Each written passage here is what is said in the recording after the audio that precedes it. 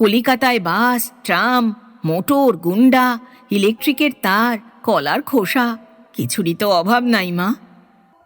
হঠাৎ যেন অন্তরিক্ষ হইতে দৈববাণী হইল, দাদাবাবু। চমকিয়া চাহিয়া দেখিলাম রতন। মাথায় ঢেউ খেলানো বাবরি চুল, কানের পাতা পর্যন্ত জুলফি, নাকের নিচে প্রজাপতি মার্কা গোঁফ, গায়ে হাতকাটা হাফ শার্ট, পায়ে কাবলি স্যান্ডেল।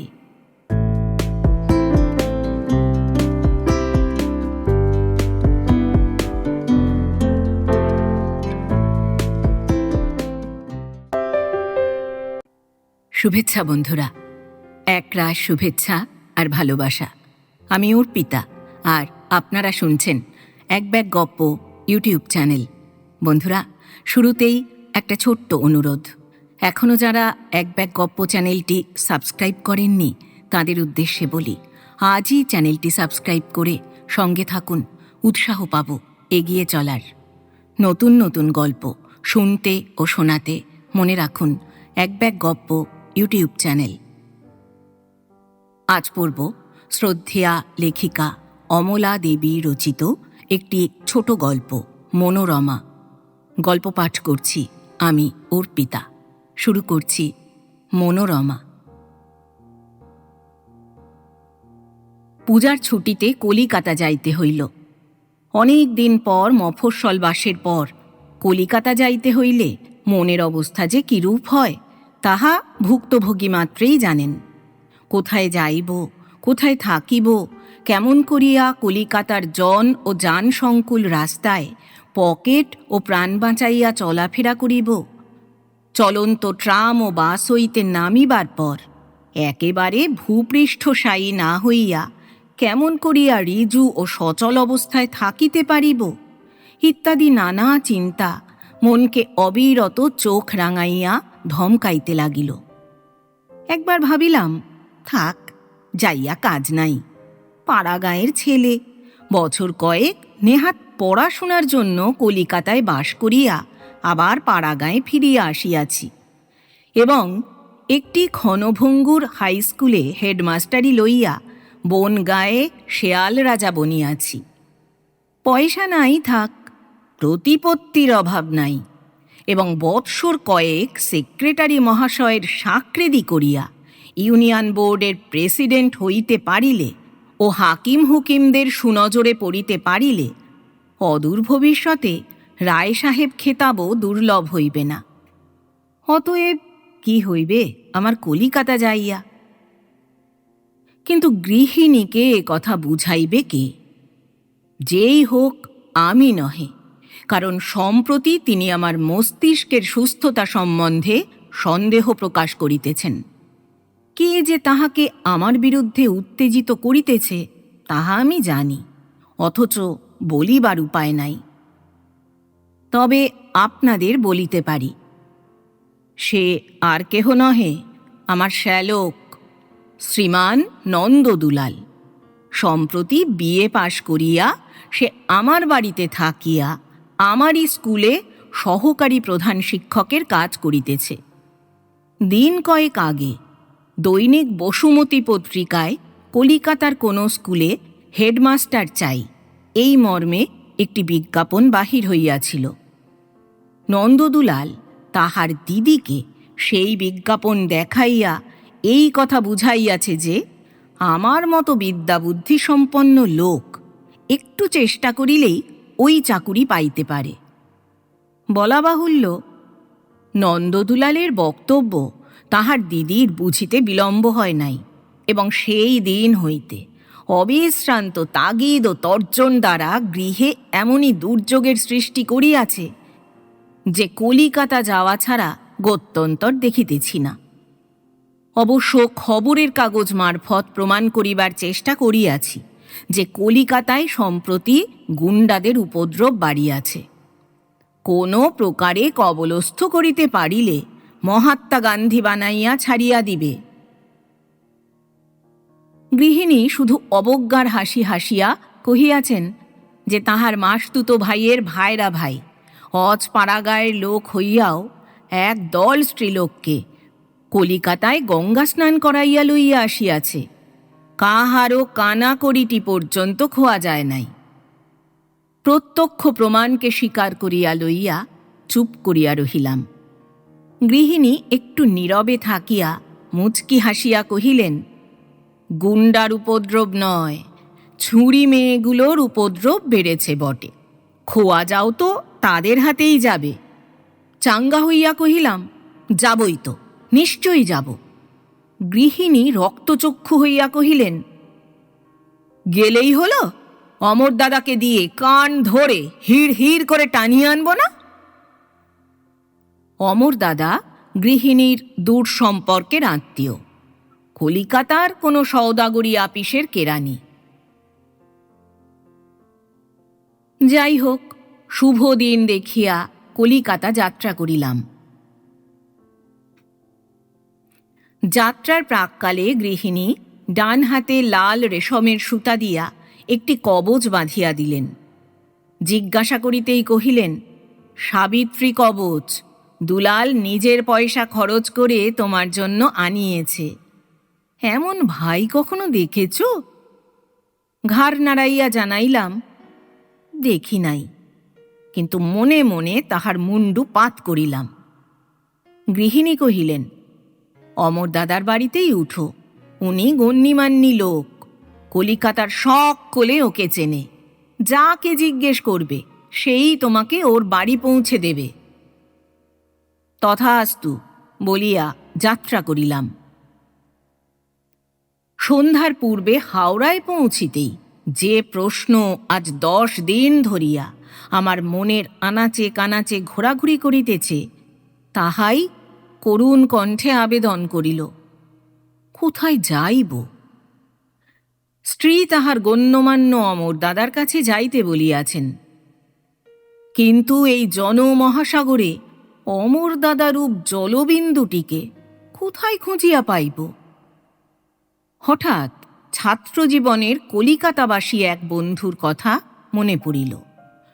ঠনঠনিয়া কালী মন্দিরের কাছেই তাহাদের বাড়ি ছিল।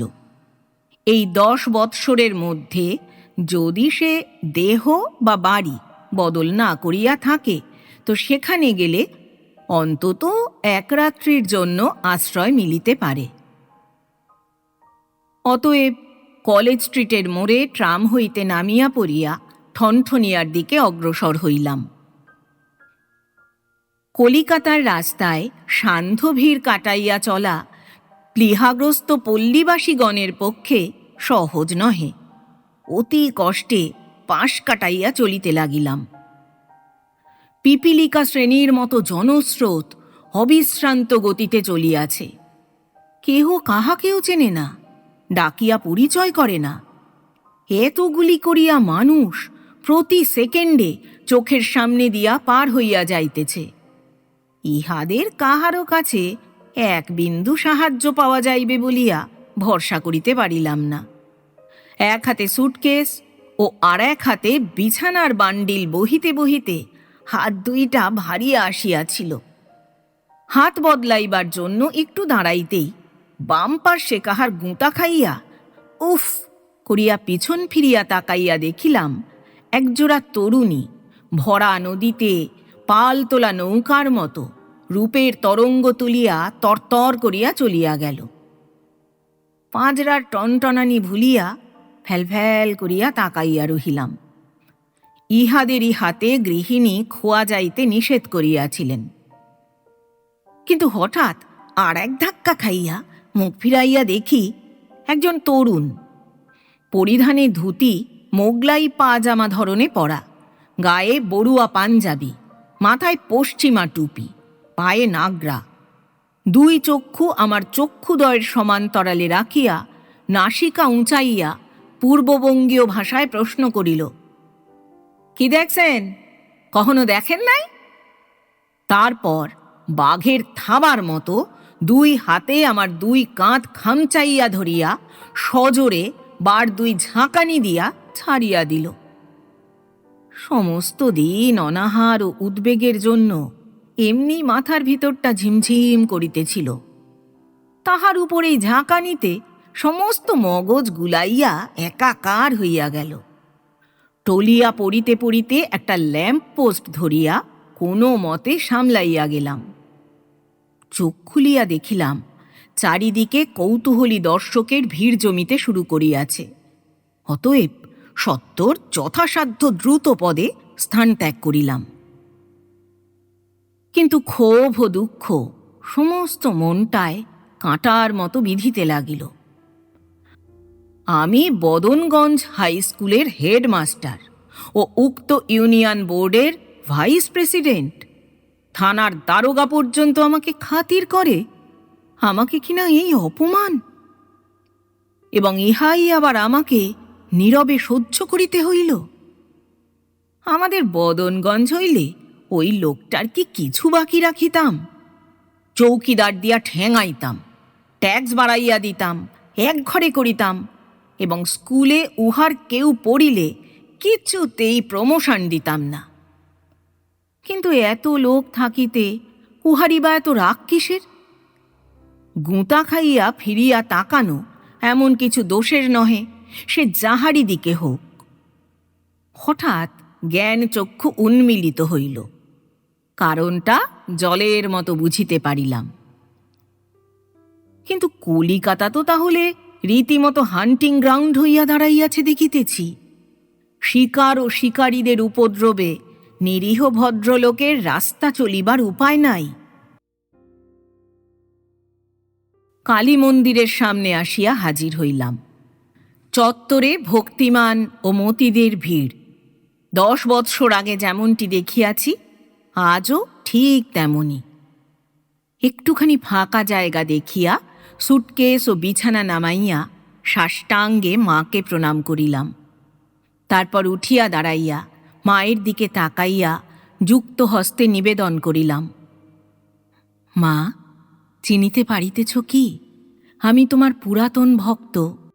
কলিকাতায় থাকিতে এই রাস্তা দিয়া যাতায়াত করিবার সময় কোনো দিনই তোমার পাওনা প্রণাম ফাঁকি দিই নাই, বরং পরীক্ষার সময় ডবল দিয়াছি, উপরন্তু মানত করিয়াছি।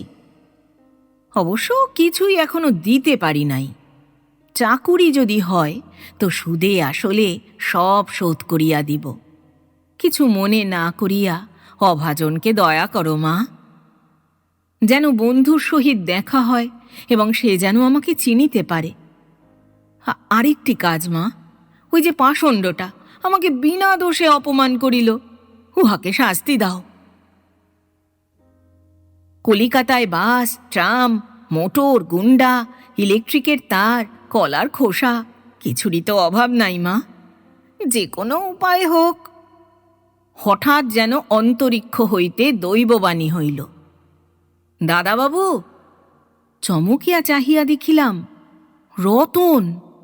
মাথায় ঢেউ খেলানো বাবরি চুল, কানের পাতা পর্যন্ত জুলফি, নাকের নিচে প্রজাপতি মার্কা গোঁফ, গায়ে হাত কাটা হাফ শার্ট, পায়ে কাবলি স্যান্ডেল। রতন আমাদের গ্রামের ছেলে, জাতিতে কায়স্থ। মাইনর পাশ করিয়া গ্রামের পোস্ট অফিসে পোস্টমাস্টারি চাকুরিতে ঢুকিয়াছিল। এমন সময় কৈবর্তদের মনোরমা ভরা যৌবনে বিধবা হইয়া পিতৃগৃহে ফিরিয়া আসিল। মনোরমার স্বামীর পোস্ট অফিসে শখানেক টাকা ছিল। সেই সম্পর্কে তদবির করিতে করিতে রতন যে কখন মনোরমার মনোহরণ করিয়া লইল তাহা কেহ জানিতে পারিল না, এবং যেদিন টাকা বাহির হইল সেই রাত্রেই মনোরমাকে লইয়া রতন যে কোথায় উধাও হইল তাহাও কেহ জানিতে পারিল না। গ্রামের যুবকবৃন্দ সকলেই রতনের উপর ক্রুদ্ধ হইয়া উঠিল। তাহার নৈতিক অধঃপতনের জন্য নহে, পতনের এমন সুবর্ণ সুযোগ থাকিতে নিজেরা খাড়া দাঁড়াইয়া রহিল বলিয়া। আমারও ক্রোধ হইয়াছিল, তবে অন্য কারণে। বিধবা সম্পর্কীয় অঘটন পল্লীগ্রামে এমন কিছু অসম্ভব ব্যাপার নহে। গৃহের পার্শ্বে আস্তাকুরের মতো ইহাকে সহ্য করিয়া লওয়া আমাদের সনাতন অভ্যাস। মধ্যে মধ্যে অবশ্য পরিষ্কারের চেষ্টা করা হয়, ফলে স্কুলের ও বারোয়ারির জন্য মোটা চাঁদা আদায় হয়। আবার আবর্জনা জমিতে থাকে। তবে রতন দেশ ছাড়াইয়া পলাইল কেন? তাহা না করিয়া হতভাগা যদি গ্রামেই থাকিয়া যাইত, তাহা হইলে মনোরমার স্বামী সঞ্চিত অর্থে আমরাও কিছু ভাগ বসাইতে পারিতাম। যাই হোক, আজ রতনকে দেখিয়া অত্যন্ত পুলকিত হইলাম। ইচ্ছা হইল জাপটাইয়া ধরিয়া উহাকে আলিঙ্গন করি, কিন্তু আত্মসংবরণ করিয়া চরণে প্রণত রতনের তৈলচিক্কণ তরঙ্গায়িত চুলের ওপর হাত দিয়া শুধু আশীর্বাদ করিলাম। উঠিয়া দাঁড়াইয়া মাথায় হাত বুলাইয়া চুল ঠিক করিতে করিতে রতন কহিল, কখন এলেন? কহিলাম, এই তো আসছি হে। আমার এক বন্ধু এই পাড়াতেই থাকে, তারই ওখানে উঠব ভাবছি। তুমি তো অনেক দিন এখানে আছো, চলো না সঙ্গে একটু। আমি থাকতে বন্ধুর বাড়িতে উঠবার কি দরকার? আমার ওখানেই চলুন। মাথা চুলকাইয়া কহিলাম, তোমার বাসা? ডান হাত বাড়াইয়া রতন কহিল, এই কাছেই, বলিয়া আমার সুটকেস ও বিছানার বান্ডিল তুলিয়া লইয়া কহিল, চলুন। ইতস্তত না করিয়া রতনের অনুগামী হইলাম। যাইতে যাইতে প্রশ্ন করিলাম, বাসায় কি একলা থাকো? রতন বিস্মিত কণ্ঠে কহিল, একলা থাকব কেন? আমার স্ত্রী থাকে। কহিলাম, স্ত্রী মানে? মনোরমা, ওকে আমি বিয়ে করেছি কালীঘাটে, গান্ধীমতে। গান্ধীমত গান্ধর্ব মতের আধুনিক সংস্করণ। রতন মুরব্বিয়ানা চালে বলিতে লাগিল, আজকাল বামুন, বদ্যি, কায়েত, কৈবর্তদের মধ্যে আকচার এরকম বিয়ে হচ্ছে। সেদিন এক সাহার ছেলের সঙ্গে এক বদ্যির মেয়ের বিয়ে হল, খুব ধুমধাম। শহরের গণ্যমান্য লোক, বড় বড় টিকিওয়ালা বামুন পণ্ডিত সব নেমন্তন্ন খেয়ে গেল। আমারও নেমন্তন্ন ছিল। কলিকাতার মতো শহরে সামাজিক ব্যাপারে নিমন্ত্রণ প্রাপ্তি যার তার ভাগ্যে ঘটে না। কৌতূহলী হইয়া প্রশ্ন করিলাম, ভায়ার কি করা হয়? রতন কহিল, চক্রপাণি প্রেসের হেড কম্পোজিটার। খুব নামজাদা প্রেস। নটবর বটবেলের নাম শুনেছেন? মস্ত বড় লিখিয়ে রবি ঠাকুরকে পর্যন্ত কানা করে দিয়েছে। ওর সব বই আমাদেরই প্রেসে ছাপা হয়। এখন একখানা খুব ভালো বই ছাপা চলছে, চমৎকার নাম, পীড়িত ও পয়সার। ম্যানেজারবাবু বলছিল, এই বইখান বেরুলে নটবরবাবু নোবেল প্রাইজ পাবে। বাড়িতে কফরমা আছে, পড়ে দেখবেন ক্ষণ। এগলি সেগলি ঘুরাইয়া রতন যেখানে আনিয়া হাজির করিল, সেখানে আর পা বাড়াইতে সাহস হইল না। সুরঙ্গের মতো সরু অন্ধকার গলি, দুই পাশে সারি সারি খোলার ঘর, গলির মুখেই আবর্জনার স্তূপ। সৌরভে দিকবিদিক আমোদিত করিতেছে। একটা ঘৃত ভর্জিত কুকুর ছাড়া কাছে বা দূরে আর কোনো প্রাণীর চিহ্ন মাত্র নাই। রতন গুন্ডার দলে ভেড়ে নাই তো? সভয় প্রশ্ন করিলাম, আর কত দূর হে? এই যে এই গলিতে, বলিয়া রতন ঢুকিয়া পড়িল। সুটকেস ও বিছানার বান্ডিল লইয়া রতন যদি অন্তর্ধান করে তো দুর্গতির সীমা থাকিবে না। প্রাণের আশা ছাড়িয়া দিয়া রতনের পশ্চাৎ ধাবন করিলাম। ঘন ভিজা অন্ধকারে হাতড়াইয়া হাতড়াইয়া চলিতে লাগিলাম। হঠাৎ কি একটা ঠান্ডা নরম সরাত করিয়া পায়ের উপর দিয়া পার হইয়া যাইতেই আটকাইয়া উঠিয়া হাঁকিলাম, রতন! হাত 10 আগে হইতে রতন কহিল, এই যে আসুন। হ্যাঁ হ্যাঁ, এখানে সাপ টাপ নেই তো? একটা ঠান্ডা নরম। পাগল, কলকাতা শহরে সাপ কোথায় পাবেন?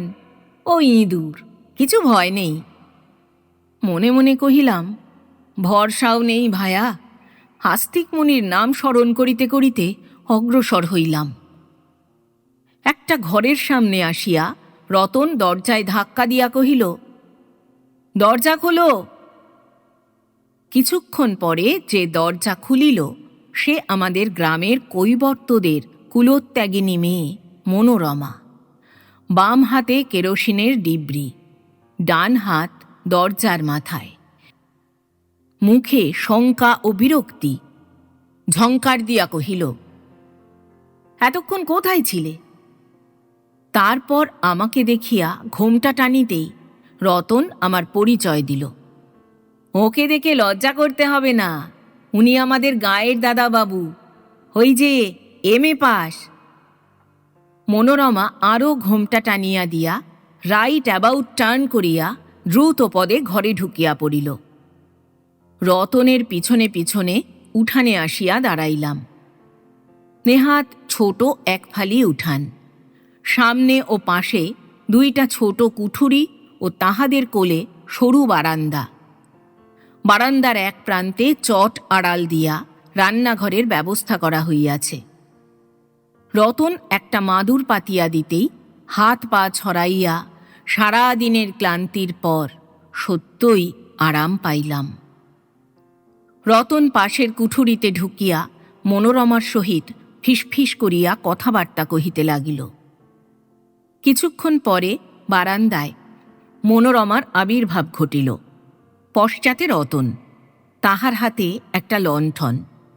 পাত্রী দেখানোর সময় পাত্রপক্ষীর লোকদের সামনে ব্রীড়া সংকুচিতা মেয়েটি যেমন করিয়া হাঁটে, ঠিক তেমনিভাবে মনোরমা আমার কাছে আসিল এবং রতন সঙ্গে থাকিয়া তালিম দিতে লাগিল।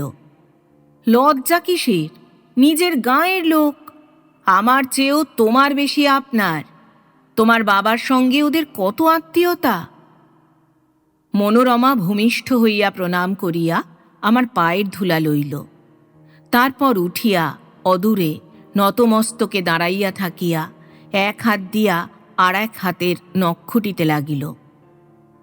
রতন লণ্ঠনটা আমার সামনে নামাইয়া রাখিয়া কহিল, দাদাবাবুর হাত পা ধোবার ব্যবস্থা করে দিও, আমি আসছি, বলিয়া দ্রুত পদে বাহির হইয়া গেল। মনোরমাকে আগে কোনো দিন ভালো করিয়া দেখি নাই। পাড়াগাঁয়ের ২-৪ সুশ্রী মেয়ের মতো সে জন কয়েক উৎসাহী যুবক ছাড়া আর কাহারও কৌতূহল উদ্রেক করে নাই। কিন্তু যেদিন সে রতনের ঘাড়ে চড়িয়া পল্লী সমাজের দেওয়াল টপকাইয়া বাহির হইয়া আসিল, সেই দিন হইতে পলায়িত মৎস্যের বৃহত্তের মতো তাহার রূপ ও সৌন্দর্যের আতিশয্যের গল্প পল্লীর আসর সরগরম করিয়া তুলিল। তাহার উপর আমাদের এক ঠাকুরদা কলিকাতা আসিয়া স্বচক্ষে মনোরমার নবলব্ধ প্রণয়ী ও তাহার ঐশ্বর্যের বহর দেখিয়া ফিরিয়া গিয়া এমনই চমকপ্রদ বর্ণনা করিতে লাগিলেন যে নিয়মনিষ্ঠা বিধবাদের, এমনকি পতিপ্রাণা সধবাদেরও অনুশোচনার সঞ্চার হইতে লাগিল। আজ এই খোলার ঘরে দাঁত বাহির করা বারান্দায় ছেঁড়া মাদুরে বসিয়া লণ্ঠনের আলোকে মনোরমাকে একান্তে দেখিয়া ভাবিলাম, ঠাকুরদা সবটাই মিথ্যা বলেন নাই। মনোরমা প্রণয়ী ও ঐশ্বর্য সংগ্রহ করিতে পারে নাই বটে, কিন্তু সে রূপসী। কলিকাতায় ট্রামে, বাসে এবং আজকাল ফুটপাথে, সভা ও সমিতিতে, থিয়েটার ও বায়োস্কোপে, নৃত্যগীতের আসরে ও মেয়ে স্কুলের গাড়িতে, মন্দিরে ও গির্জায় যাহাদের দেখিয়া চারিদিকের দর্শকবৃন্দের চক্ষু হইতে লালসা ও জিহ্বা হইতে লালা ঝরিতে থাকে, মনোরমা অনায়াসে তাহাদের দলে ভিড়িয়া যাইতে পারে। আত্মীয় ও সমাজের মায়া কাটাইয়া তুচ্ছ একটা কৈবর্তের মেয়ের হাতে ধরা দিয়াছে বলিয়া রতনের উপর আমার এতদিন ঘৃণার সীমা ছিল না। কিন্তু আজ মনোরমাকে দেখিয়া মনে হইল যে সে যদি হৃদয় শিকারের জন্য ছিপ না ফেলিয়া জাল ফেলিত, তাহা হইলে একটি রতন কেন, ঝাঁক শুদ্ধ রতনের দলকে টানিয়া ডাঙায় তুলিতে পারিত। এমনকি 2-4টা বড় বড় রুই কাতলাও বাদ পড়িত না। দৃষ্টান্তস্বরূপ আমার কথাটাই বলিতেছি। আজ 10 বৎসর ধরিয়া স্কুলে মাস্টারি ও সমাজে পাণ্ডাগিরি করিতেছি। এই সমাজদ্রোহী মেয়েটাকে দেখিয়া আমার হৃদয় যদি বজ্রের মতো কঠোর ও খড়গের মতো তীক্ষ্ণ হইয়া উঠিত, এবং জিহ্বা যদি চোখা চোখা নৈতিক বাক্যস্বর হানিয়া পাপিষ্ঠাকে সরসজ্জায় লুণ্ঠিত করিতে পারিত, তাহা হইলে আমার পদমর্যাদা রক্ষা পাইত। কিন্তু মনোরমার রূপ ও যৌবনের আতপ্ত পরিমণ্ডলের মধ্যে আসিয়া আমার জমাট বাঁধা শীতল হৃদয়ও থসথসে হইয়া উঠিল, এবং দৃষ্টি মনোরমার প্রতি একাগ্র ও জিহ্বা বাক্যহীন হইয়া পড়িল। মনোরমা লজ্জাকুণ্ঠিত স্বরে জিজ্ঞাসা করিল, বৌদিদি ভালো আছেন? পথরেখাহীন নির্জন সমুদ্র সৈকতে কপালকুণ্ডলার মতো মনোরমা যদি প্রশ্ন করিত, পথিক, তুমি পথ হারাইয়াছ? আশ্চর্য হইতাম না, কারণ কয়েক মুহূর্তের জন্য আমার মন সরকারি বাঁধা রাস্তা ছাড়িয়া কুপথে বিপথে ঘুরিয়া মরিতেছিল। মনোরমার প্রশ্ন যেন তাহার কান ধরিয়া ঠিক রাস্তায় দাঁড় করাইয়া দিল। যেমন তেমন করিয়া জবাব দিলাম, ভালো আছে। রতন কোথায় গেল? আপনার জন্যে খাবার আনতে গেল। আপনি হাত মুখ ধুয়ে ফেলুন, এক্ষুনি এলো বলে। বাজার থেকে খাবার আনা কেন? বাড়িতেই কিছু। কথা শেষ হইতে না হইতেই মনোরমা বিস্মিত কণ্ঠে বলিয়া উঠিল, আমার হাতে খাবেন আপনি? কহিলাম, খাব না কেন? দোষ কি? তুমি মানে রতন, মানে তোমরা তো। এমন সময় এক হাতে খাবারের ঠোঙা ও আর এক হাতে দই কিংবা রাবড়ির ভাঁড় লইয়া রতন হাজির হইল। আমাকে তদবস্থ দেখিয়া কহিল, হাত মুখ ধননি এখনো? বোধ করি মুচকি হাসিয়া কহিল, গল্প করবার মেলা সময় পাবেন, খেয়ে নিন এখন। আমি একটু অপ্রতিভ হইয়া কহিলাম, এই যে যাচ্ছি। কিন্তু বাজার থেকে খাবার আনতে গেলে কেন? বাড়িতেই কিছু ব্যবস্থা করে দিলে হতো। খাবারগুলা নামাইয়া রাখিতে রাখিতে রতন কহিল, বলেন তো, কাল থেকে তাই ব্যবস্থা হবে। আহার সারিয়া উঠিতেই রতন কহিল, ওই সামনের ঘরে আপনার শোবার ব্যবস্থা হয়েছে, আপনি শুয়ে পড়ুন গে। রতনের আত্মীয়তায় ও আতিথ্যে সত্যই মুগ্ধ হইলাম। স্নেহ ও কৃতজ্ঞতায় হৃদয় রসস্থ হইয়া উঠিতে লাগিল। মনে মনে তাহার প্রশংসা করিতে করিতে শয়নকক্ষের দিকে অগ্রসর হইলাম। কিন্তু কক্ষে ঢুকিতেই হৃদয়ের সমস্ত রস শুকাইয়া দানা বাঁধিবার উপক্রম হইল। নেহাত ছোট্ট একটা কুঠুরি, জানালার নাম পর্যন্ত নাই। ভাঙা বাক্স, প্যাঁটরা, হাঁড়ি কুড়ি, ছেঁড়া কাগজ ও কাপড়, ইট ও কাঠের টুকরা, শিশি বোতল, পুরাতন জুতা, ছেঁড়া মাদুর, বিস্কুট ও বার্লির খোলা টিন ইত্যাদি নানা প্রকার জঞ্জাল ও আবর্জনায় ঘরটা ঠাসাই হইয়া আছে। তাহারই মাঝে একটুখানি স্থান করিয়া সেই স্যাঁতসেঁতে ভিজা মেঝের ওপর মনোরমা আমার শতরঞ্জি ও পাতলা তোশকটি পাতিয়া দিয়াছে। উপরের দিকে তাকাইয়া দেখিলাম, চালে পুরু হইয়া ঝুল জমিয়াছে এবং মালার মতো ঝুলিতেছে। সেখানে বিছা তো আছেই, সাপ থাকাও বিচিত্র নয়। এদিকে আলো দেখিয়া ভাঙা বাক্স, প্যাঁটরা ও হাঁড়িকুড়িগুলাতে ছুঁচা ও আরশোলার দল ছোটাছুটি আরম্ভ করিয়া দিল, এবং মাথার উপরে 2টা চামচিকা বোঁ বোঁ করিয়া ঘুরিতে আরম্ভ করিল। চামচিকা কি কামড়ায়? সভয়ে বাহির হইয়া আসিলাম। রতন তাহার ঘরের সামনে দাঁড়াইয়াছিল। কহিল, কি হল? বলিলাম, চামচিকে। রতন সাহস দিয়া কহিল, ওরা কামড়ায় না, তাছাড়া দরজা খোলা পেলেই বেরিয়ে যাবে ক্ষণ। চামচিকা দুইটি তবে রতনের পোষা, কিন্তু আমাকে বিশেষ খাতির করিবে কি? তবুও রতনের কথা রাখিয়া, হো তাই নাকি, আচ্ছা বলিয়া ঘরে ঢুকিতেই চামচিকা দম্পতি মাথার উপর দিয়া সরাত করিয়া বাহির হইয়া গেল। নিশ্চিন্ত হইয়া দরজা বন্ধ করিতে গিয়া দেখিলাম খিল নাই।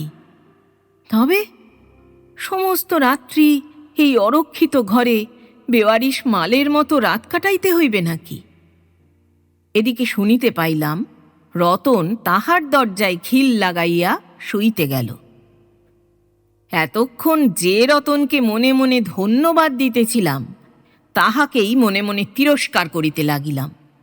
বেশ লোক তো, নিজে খিল আটিয়া মজা করিয়া ঘুমাইতে গেলে, আর আমি দরজায় ঠেস দিয়া সমস্ত রাত্রি ঝিমাইতে ঝিমাইতে এই ভাঙা জিনিসগুলা পাহারা দিব কি? এর চেয়ে ফুটপাত তো ভালো ছিল, চোর ও গুন্ডার হাতে পড়িয়া মার খাইতে হইত না। একবার ভাবিলাম গোটা দুই ভাঙা বাক্স আনিয়া দরজার গায়ে ঠেসাইয়া দিই, কিন্তু যাহারা উহাদের মধ্যে কায়েমি হইয়া বসবাস করিতেছে, তাহারা যদি সদল বলে আক্রমণ করে, তবে উহারা তো এমনি যথেষ্ট লম্ফঝম্প আরম্ভ করিয়া দিয়াছে, উহাদিগকে আর ঘাঁটাইয়া কাজ নাই।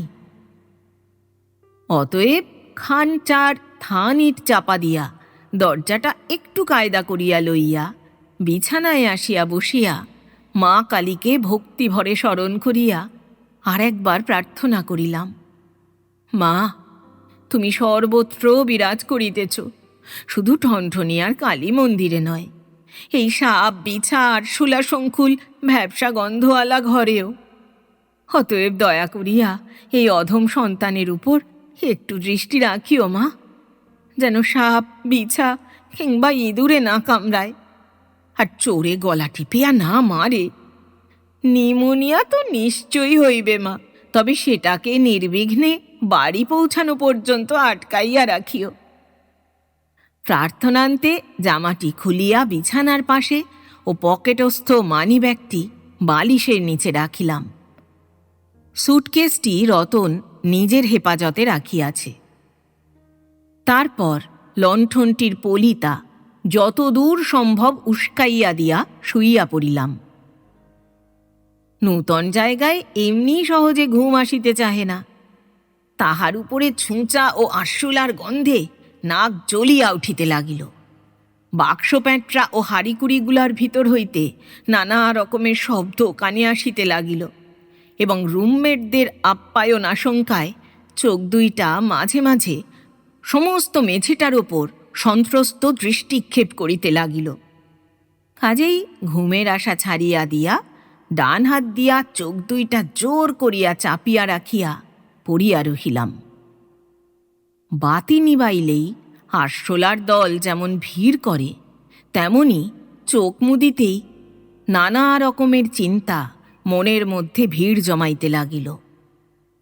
তারপর একে একে সকলকে সরাইয়া দিয়া কেবল মনোরমার চিন্তা সারা মনটা জুড়িয়া বসিল। মনোরমা হিন্দু ঘরের বিধবা। বয়স তাহার যত কমই হোক, সমাজের বিধান মতে সকল সজ্জা ও আভরণ বিসর্জন দিয়া সমস্ত আশা আকাঙ্ক্ষা সাধ ও আহ্লাদকে পিষিয়া মারিয়া তাহাকে সন্ন্যাসিনী সাজিতে হইবে। সংসারে কাহারও উপর তাহার কোনো দাবি থাকিবে না, কিছুতেই কোনো অধিকার থাকিবে না। আত্মীয় স্বজনের গৃহে আদর্শ দাসী হওয়াই তাহার একমাত্র সাধনা হইবে। বর্ষণহীন বর্ষার মতো যে স্বামী তাহার জীবনে ফসল না ফলাইয়া চলিয়া গিয়াছে, তাহারই স্মৃতির জের টানিয়া অকর্ষিত ভূমির মতো সারা জীবন তাহাকে নিষ্ফলা পড়িয়া থাকিতে হইবে। মনোরমা কিন্তু সমাজের এই বিধানকে শিরোধার্য করে নাই। সে আবার স্বামী সংগ্রহ করিয়াছে, আবার ঘর বাঁধিয়াছে, আবার নিজের দেহকে সজ্জা ও আভরণে সজ্জিত করিয়াছে, এবং নারী জীবনের শ্রেষ্ঠ সার্থকতার জন্য আবার আয়োজন শুরু করিয়াছে। সমাজ ও ধর্মের দিক হইতে মনোরমার অপরাধের সীমা নাই, এবং পরলোকে তাহার শাস্তিরও হয়তো সীমা থাকিবে না।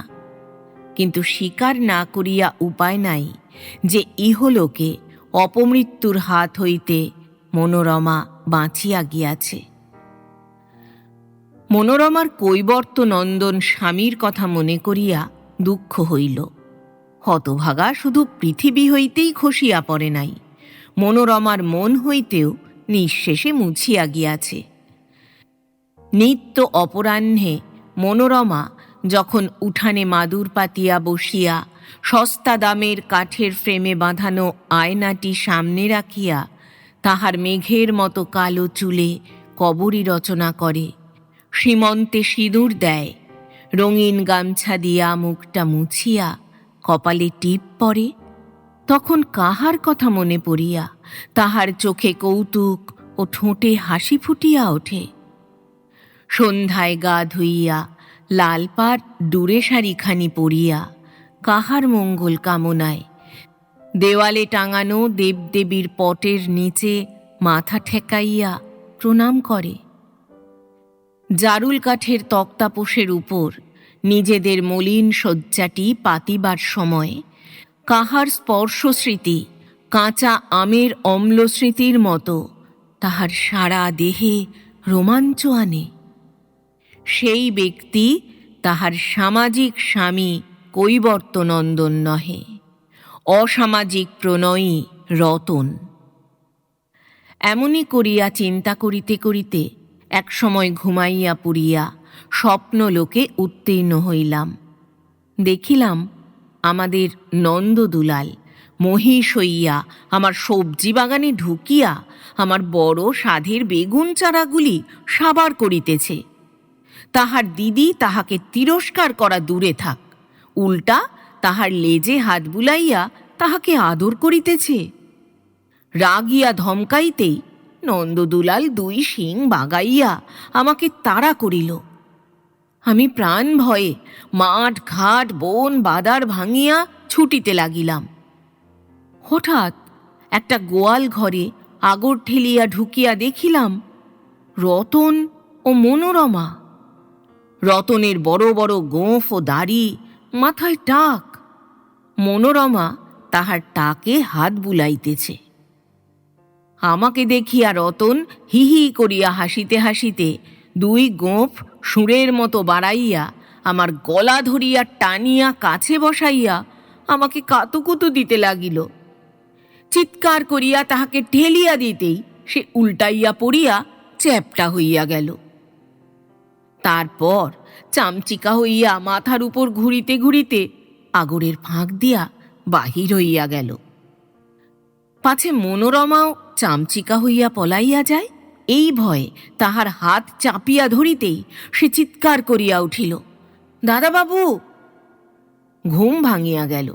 দেখিলাম ভোর হইয়া গিয়াছে এবং পাশে বসিয়া মনোরমা ডাকিতেছে, দাদাবাবু! ফ্যাল ফ্যাল করিয়া তাকাইয়া রহিলাম। মনোরমা কাঁদো কাঁদো মুখে কহিল, ও পালিয়ে গেছে। এখনো স্বপ্ন দেখিতেছি নাকি? রতন তাহা হইলে সত্যই চামচিকা হইয়া পলাইয়া গিয়াছে। কহিলাম, যাগ্গে, আসবে ক্ষণ। মনোরমা আর্তকণ্ঠে কাঁদিয়া উঠিয়া কহিল, আসবে না দাদাবাবু, নিজের জিনিসপত্র সব নিয়ে পালিয়েছে। স্বপ্নকুহেলিকা বাষ্প হইয়া উবিয়া গেল। উঠিয়া বসিয়া চোখ হইতে ঘুমের আমেজ মুছিতে মুছিতে কহিলাম, কি করে জানলে? মনোরমা চোখ মুছিতে মুছিতে ধরা গলায় কহিল, সকালে উঠে দেখি ঘরের দরজা খোলা, বেরিয়ে দেখি বাইরের দরজাও খোলা, ফিরে এসে দেখি ওর কাপড় জামা জুতো ছাতা কিচ্ছু নেই। উঠিয়া বাহিরে আসিয়া মনোরমার শোবার ঘরে ঢুকিলাম। ঘরটি ছোট, কিন্তু পরিষ্কার পরিচ্ছন্ন। সামনে দেওয়াল ঘেঁষিয়া একটি তক্তাপোষ, তাহার উপরে মনোরমাদের বিছানা এখনো পাতা রহিয়াছে। পাশের দেওয়ালে আঁটা একটা কাঠের আলনায় মনোরমার খান্ডুই শাড়ি, একটা সেমিজ ও একটা ব্লাউজ রহিয়াছে। নিচে মেঝের উপর কয়েকটা টিনের ছোট বড় প্যাঁটরা থাক করিয়া সাজানো, আর এক পাশের সমস্ত দেওয়ালটা নতুন পুরাতন নানা রকমের ক্যালেন্ডার এবং দেবদেবীর সস্তা পটে ঢাকা। এক কোণে একটি মাটির কলসি, তাহারই পাশে একটা কাঠের চৌকির ওপর খানকয়েক কাঁসার থালা, বাটি ও গেলাস। চারিদিকে তাকাইয়া কহিলাম, সবই তো রয়েছে মনে হচ্ছে। মনোরমা ঘাড় নাড়িয়া কহিল, না, নিয়ে গেছে, আমি দেখেছি। তারপর একটা প্যাঁটরার ডালা তুলিয়া ধরিয়া কহিল, দেখুন, চাবি দেওয়া নেই। প্রশ্ন করিলাম, চাবি কার কাছে ছিল? ওর কাছে। রতন প্যাঁটরাটা লইয়া গেল না কেন? হঠাৎ মনে পড়িল, আমার সুটকেসটি কাল রতন নিজেদের ঘরে তুলিয়া রাখিয়াছিল, সেটা দেখিতেছি না তো। ত্রস্ত কণ্ঠে কহিলাম, আমার সুটকেসটা কোথায়? মনোরমা হাঁ করিয়া তাকাইয়া রহিল। সে সুটকেস বোঝে না। বুঝাইয়া বলিলাম, চামড়ার বাক্স। মনোরমা লজ্জাকুণ্ঠিত স্বরে কহিল, সেটাও নিয়ে গেছে তাহলে? চিৎকার করিয়া কহিলাম, বলো কি? আমার যে সব আছে তাতে, কাপড় চোপড়, টাকা কড়ি, কাগজপত্তর। মনোরমা নত মুখে বাম পায়ের বুড়া আঙুল দিয়া মাটি খুঁটিতে লাগিল। প্যাঁটরার চাবি খুলেছে, আমার সুটকেসের চাবি ভেঙেছে, তাতেও তোমার ঘুম ভাঙেনি? কুম্ভকর্ণ নাকি? মনোরমা ফিক করিয়া হাসিয়া আমার দিকে একবার তাকাইয়া মুখ নামাইল। মেয়েটা হাসিতেছে। সর্বস্ব হারাইয়া পথে দাঁড়াইয়া কাহারও মুখে হাসি আসে বলিয়া শুনি নাই। নিশ্চয়ই মেয়েটার সঙ্গে যোগসাজশ করিয়া রতন আমার মাথায় কাঁঠাল ভাঙিয়া পলাইয়াছে। তারপর আমি সরিয়া গেলে আবার আসিয়া জুটিবে। উকিলের জেরা করিবার ভঙ্গিতে প্রশ্ন করিলাম, রতন কোথায় গেছে তুমি সত্যি জানো না? মনোরমা ঘাড় নাড়িল। কোথায় প্রেসে চাকরি করে বলেছিলে? প্রেস নয়, ছাপাখানায়। ধমকাইয়া কহিলাম, হ্যাঁ হ্যাঁ, সে একই, সেখানে যায়নি? মনোরমা কহিল, সেখানে চাকরি তো অনেক দিন গেছে। মনোরমার ধৃত হরিণ শাবকের মতো অসহায় শঙ্কাকুল দৃষ্টি বুকে আসিয়া খচ করিয়া বিঁধিল। সামলাইয়া লইয়া অপেক্ষাকৃত কোমল স্বরে কহিলাম, কি করে তাহলে? কিছুই করে না। তবে চলে কি করে? মনোরমা অশ্রুরুদ্ধ কণ্ঠে বলিতে লাগিল, চলে অনেক কষ্টে। আমার টাকা কড়ি, গয়নাগাটি যা ছিল সব গেছে। হাতে যে চুড়ি দেখছেন, এটা পেতলের। তাতেও দোকানে অনেক ধার। তাগাদার ভয়ে দিনের বেলায় বাড়ি থেকেই বেরোয় না। বাড়ি ভাড়াও 2 মাসের বাকি। বাড়িওয়ালার মেয়েকেও পড়ায় কিনা, সেই জন্যে এখনো ওঠায়নি। তবে আর বেশি দিন রাখবে না বলেছে। পাশের ঘরে যারা থাকতো তাদের সব কেড়ে কুড়ে নিয়ে সেদিন তাড়িয়ে দিয়েছে। আমাদের গ্রামের ছেলেরা একবার যাত্রার দল করিয়া রাবণ বধ পালা গাহিয়াছিল। সীতাহরণ, জটায়ু বধ, ভোঁতা তরবারি, কঞ্চির ধনুক ও প্যাঁকাটির তীর সহযোগে ঘোরতর যুদ্ধ, লম্ফ ঝম্প ও আস্ফালন ইত্যাদি করিয়া বধ হইবার সময় রাবণ গা ঢাকা দিল। দর্শকবৃন্দ রাবণ বধ না দেখিয়া উঠিতে চাহিল না, তখন বাধ্য হইয়া আর একজন নিরীহ লোককে ধরিয়া আনিয়া রাবণ সাজাইয়া বধ করিয়া পালা সাঙ্গ করিতে হইল। পরিস্থিতি অনেকটা সেই রকম দাঁড়াইয়াছে নাকি? রতন মনোরমাকে ঘরের বাহির করিয়া আনিয়াছে, তাহার টাকা কড়ি গহনাগাটি ঘুচাইয়া স্ফূর্তি করিয়াছে, দোকানে দেনা করিয়াছে, বাড়ি ভাড়া বাকি ফেলিয়াছে।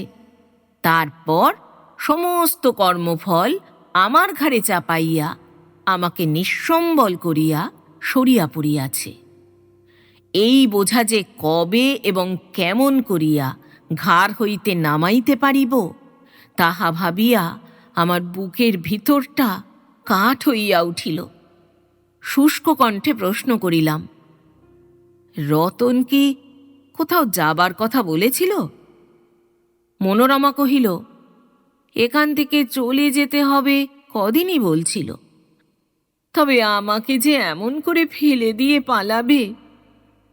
মনোরমা কথা শেষ না করিয়া চক্ষে অঞ্চল দিল। জিজ্ঞাসা করিলাম, রতন কিছু লিখে গেছে নাকি? কি করে জানব, তবে কাল অনেক রাত্রি পর্যন্ত একখানা বই পড়ছিল। বইটা কোথায়? বোধহয় বালিশের নিচে আছে। বলিয়া বিছানার কাছে গিয়া মনোরমা বালিশের নিচ হইতে আধখানা বই বাহির করিল। বইটা হাতে লইয়া দেখিলাম একসঙ্গে সেলাই করা পীড়িত ও পয়জারের কয়েকটা ফর্মা।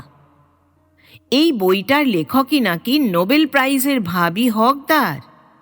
বইটা খুলিতেই কবিরাজি ঔষধের মোড়কের মতো একটি মোড়ক টুপ করিয়া মাটিতে পড়িল।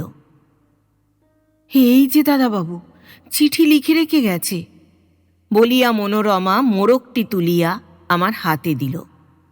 অনেক ভাঁজ খোলার পর মোড়কটি একটি ফুলস্ক্যাপ কাগজের আকার ধারণ করিল।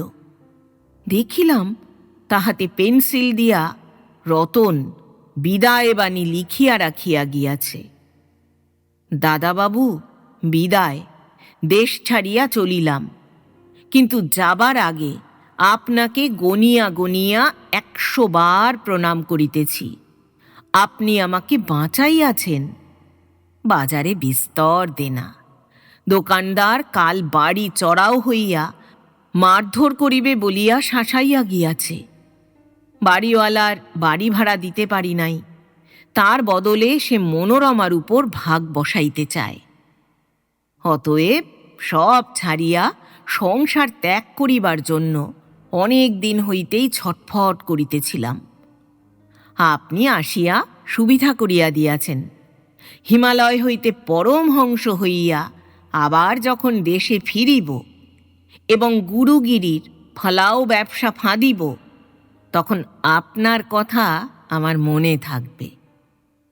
আমার ইচ্ছা ও অনুরোধ, বাড়িওয়ালার দেনা মিটাইয়া মনোরমাকে আপনার কাছে রাখিবেন। মনোরমা বড় ভালো মেয়ে, সে খুব ভালোবাসিতে, সেবা করিতে ও রান্না করিতে পারে। হয়তো আমার জন্যে দিন কয়েক একটু খুঁতখুত করিবে, কিন্তু তারপরই এমনভাবে জড়াইয়া ধরিবে যে টানিয়া ছাড়াইতে পারিবেন না। অবশ্য মনোরমার মতো সুন্দরী ও যুবতী মেয়ের হাত হইতে ছাড়া পাইতে কাহারও ইচ্ছা হইবার কথাই নহে, এবং আমার বিশ্বাস আপনারও ইচ্ছা হইবে না। কারণ কাল রাত্রে খাওয়া দাওয়া পর্যন্ত ভুলিয়া যেরূপভাবে মনোরমার দিকে তাকাইয়া বসিয়াছিলেন, তাহাতে বুঝিয়াছি মনোরমাকে আপনার ভালো লাগিয়াছে। সেই জন্যই বাড়িওয়ালার বদলে আপনার হাতে মনোরমাকে রাখিয়া গেলাম। কিন্তু দাদাবাবু, মাস্টারি করিলে কি কাণ্ডজ্ঞান থাকিবার জো নাই? মাত্র 30টি টাকা সঙ্গে লইয়া কলিকাতা আসিয়াছেন। যদি কোনো বিপদ আপদ হইত, তাহা হইলে এই অজানা জায়গায় কি করিতেন? যাই হোক, এই যৎসামান্য লইয়াই আমাকে চলিতে হইল। পারিত রাস্তায় আরও কিছু সংগ্রহ করিয়া লইব।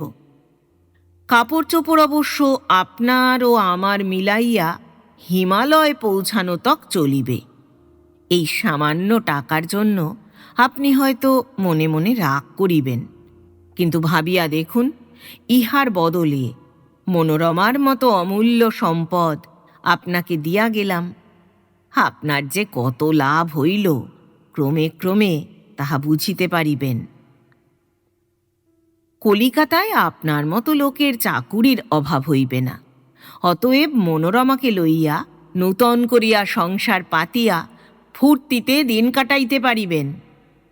বৌদিদির কথা ভাবিতেছেন? আমাদের গ্রামে মনোরমার যা সুখ্যাতি, তার কথা শুনিলে বৌদিদি আপনার আর মুখ দর্শন করিবেন না। বলেন তো, 3 পয়সা খরচ করিয়া আমি বৌদিদিকে খবরটা পাঠাইয়া দিতে পারি। আর একবার প্রণাম জানাইয়া এই চিঠি শেষ করিতেছি। মনোরমার জন্য মনটা সত্যই একটু কেমন কেমন করিতেছে, কিন্তু উপায় নাই। সংসারাশ্রম আমার পক্ষে সংহারাশ্রম হইয়া দাঁড়াইয়াছে। অতএব মনোরমাকে আপনার হাতে সঁপিয়া দিয়া হিমালয়ের গুহাতে শীতে হি হি করিয়া তপস্যা করিবার জন্য সংসার ছাড়িয়া চলিলাম। প্রণত, রতন। পুনঃ মনোরমাকে সান্ত্বনা দিবার জন্য আপনাকে অনুরোধ করা বাহুল্য, তবে তাহার শরীরের দিকে একটু লক্ষ্য রাখিবেন। সে অন্তঃসত্ত্বা। প্রণামান্তে, রতন। চিঠিটা পড়িয়া মনের ভাব যাহা হইল তাহা রতন হাতের কাছে থাকিলে হাতে কলমে দেখাইয়া দিতে পারিতাম। পাড়াগাঁয়ের ছেলে কলিকাতায় 2 দিন থাকিয়া এত বড় জুয়াচোর হইয়া উঠিয়াছে, ইহা কে জানিত? কত ভক্তি, কত আগ্রহ! পায়ের উপর হুমড়ি খাইয়া 10 মিনিট ধরিয়া প্রণাম। আসিবা মাত্র লুচি, মাংস ও রাবড়ির যাচাই ব্যবস্থা। কিন্তু মনে মনে সারাক্ষণ আমাকে বিপদে ফেলিবার চক্রান্ত। মাস্টারি করিলে কাণ্ডজ্ঞান থাকে না, খুব সত্য কথা। অন্য কেহ হইলে কি রতনের ফাঁদে এত সহজে পা দিত? না ডাইনের হাতে পুত সমর্পণের মতো সর্বস্ব উহার হাতে তুলিয়া দিয়া নিশ্চিন্তে ঘুমাইতে পারিত? কথামালার শৃগালের মতো আমাকে কূপে নামাইয়া আমার কাঁধে চড়িয়া রতন তো পলাইল, কিন্তু আমি কি করিয়া উদ্ধার পাইব? তাহার উপর এই মনোরমা, ইহার কি ব্যবস্থা হইবে? একা হইলেও বা সঙ্গে করিয়া লইয়া যাইয়া ওর বাপের বাড়ির দরজায় নামাইয়া দিতাম। তারপর ওর ভাগ্যে যা আছে তা হইত। কিন্তু ফ্যাসাদ করিয়া বসিয়া আছে যে। তাছাড়া টাকাই বা পাইব কোথায়? কয়েকটা সোনার বোতাম ও মানি ব্যাগে শিকে 5 পয়সা বালিশের নিচে থাকিয়া রতনের কবল হইতে কোনো মতে রেহাই পাইয়াছে বটে, কিন্তু বাহির হইলেই দোকানদার বেটারা ছোঁ মারিয়া লইয়া যাইবে। তারপর বাড়িওয়ালা। মনোরমা এতক্ষণ ফাঁসির আসামির মতো আমার মুখের দিকে উৎকণ্ঠিত মুখে চাহিয়াছিল। প্রশ্ন করিল, কি লিখেছে দাদাবাবু? কবে আসবে? কহিলাম, রতন দেশ ছেড়ে পালিয়েছে, আর ফিরে আসবে না। মনোরমা মিহি সুরে কাঁদিয়া কহিল, আমি কি করব তাহলে? তারপর সন্দিগ্ধ স্বরে কহিল, আমার কথা কিচ্ছু লেখেনি? সত্যি বলুন না দাদাবাবু, না হয় চিঠিটা দিন, কাউকে দিয়ে পড়িয়ে আনি। কহিলাম, লিখেছে, কিন্তু তা শুনে তোমার কাজ নেই মনোরমা, মনে দুঃখ পাবে। মনোরমা শুষ্ক কণ্ঠে কহিল, কেন? কহিলাম, তোমাকে আর সে চায় না, শখ মিটে গেছে তার। মনোরমা বিস্ময়াহত কণ্ঠে কহিল, সত্য? কাল পর্যন্ত? বাধা দিয়া কহিলাম, হ্যাঁ, তোমাকে সে বিলিয়ে দিতে চায়। আর্তকণ্ঠে মনোরমা কহিল, বিলিয়ে দিতে চায়? আমি কি ঘটি বাটি না ছেঁড়া কাপড়? ছি ছি। মনোরমা উবু হইয়া বসিয়া দুই হাঁটুর মধ্যে মুখ গুঁজিয়া রহিল। জিজ্ঞাসা করিলাম, রতন কি তোমাকে বিয়ে করেছে? মনোরমা ঘাড় নাড়িয়া জানাইল, না। তবে আর তার উপর তোমার দাবি কি? একদিন না একদিন তোমাকে ছেড়ে যেতই সে। মনোরমা মুখ তুলিয়া তীব্র দৃষ্টিতে আমার দিকে চাহিল, যেন আমি অপরাধী। কহিল, ভগবান নেই, ধর্ম নেই? মনে মনে বলিলাম, ভগবান আছেন কিনা জানি না, তবে ধর্ম আছেন, এবং তাহারই প্রেরণায় রতন আত্মগোপন করিয়াছে। মনোরমা বলিতে লাগিল, আমার সর্বস্ব ঘুচিয়ে আমাকে পথে বসিয়ে দিয়ে যে পালালো, কোনো শাস্তি তার হবে না? বলুন আপনি। আমি কি বলিব? বলিবার আছেই বাকি। কতদিন ধরিয়া কত মনোরমা এই প্রশ্ন করিয়াছে, কোনোদিন জবাব পাইয়াছি কি? তবে এই পর্যন্ত বলিতে পারি, রতন যদি পুকুরের পাঁক পুকুরেই ধুইয়া ঘরে ফিরিয়া যায়, তো কোনো দিক হইতে কোনো আপত্তি হইবে না, কোনো প্রতিবাদও হইবে না।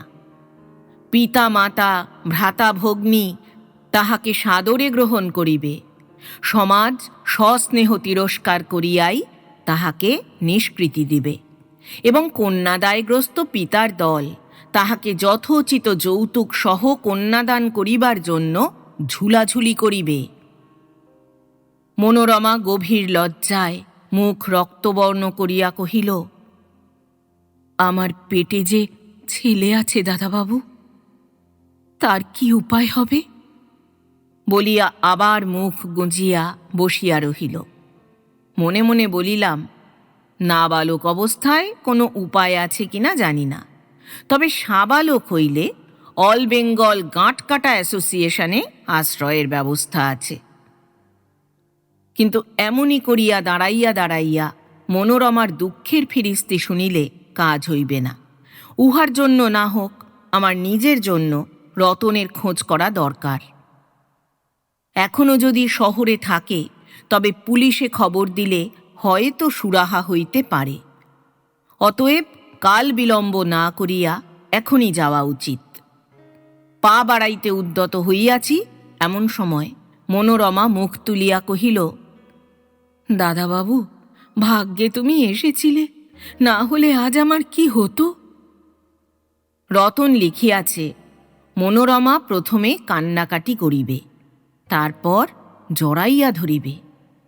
অতএব সতর্ক হইয়া কহিলাম, আমি বা কি করতে পারব মনোরমা?